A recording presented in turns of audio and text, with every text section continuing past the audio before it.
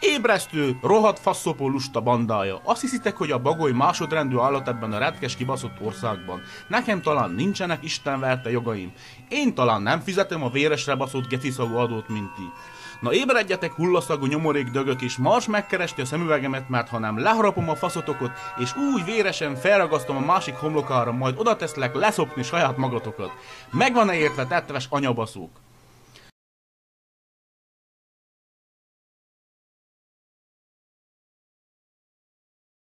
Mocsok retkes feledékeny bandája. Nagyon szép barátok vagytok, mondhatom, hogy a redvás gyehenna sülyeszteni a nagy véreres faszát a szarcsimbókos valagatokba kibaszott szarházi surmók.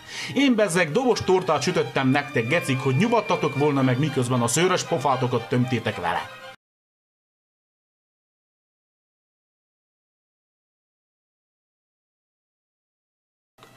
Hogy a buvalbaszott jégencsuszós zuzmarás faszó atyauristen simogatná meg a seggetek likát a nagy bütykös faszával, jó-e? Engem hívtok fingosnak, aki még a kálbimbó fényképét is széles ívban elkerülöm? Szép kis barátok vagytok, mondhatom, hogy törne le a derekatok. Na masírozatok vissza a jó édesanyátok ganyészagú moháspermű véreres picsájába, ahonnan kiszakajtott a fennvaló azon a szomorúságos napon.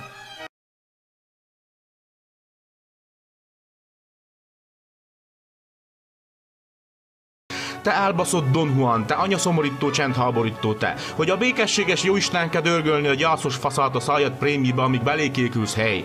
Azt a kajlakucsmás darutollas apa és anyabaszó gyehennás, dühűtséges mindenit a hegedűs lábaidnak jó lesz-e? Ha még egyszer elé kapod, leaprítom őket.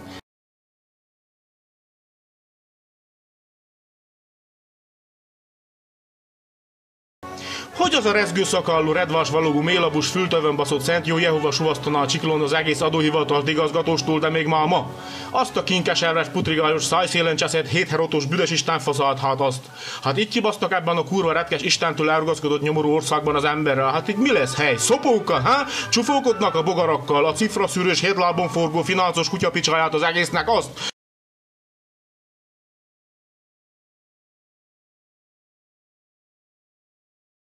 Az Isten bassza meg!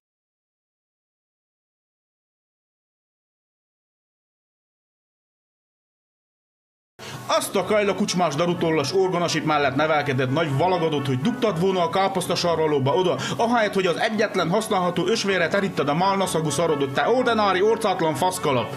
Dodó sem maradhatott ki a ciripelésből. Majd belefulladtam a ganyédba, te szarházi, basznád szájna jó keresztény édesanyádat, amely kipottyantotta a büdös fejedet valamelyik likán. Még Béla is hozzászólt. Igen.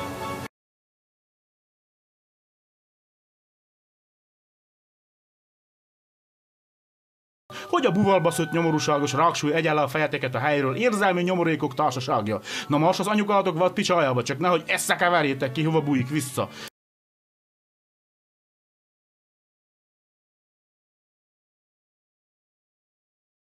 Hogy a hótherotos penészes faszú rossz nyavaja égetni meg azt a dühűtséges sündisznó tüskét immáron. Úgy fáj, hogy világgal tudnék szaladni. Azt a kúra rapácsorkú, nyomorúságos, 7 hazáron baszott füszfanfütyülős, madárcsizsergetős, atya úristenit ennek a világnak imman. Hát mi tartottam, hogy nekem repül egy sündisznó? Jaj, a szívem meg ne tudja senki sem, hogy én azt a barna kislányt szeretem.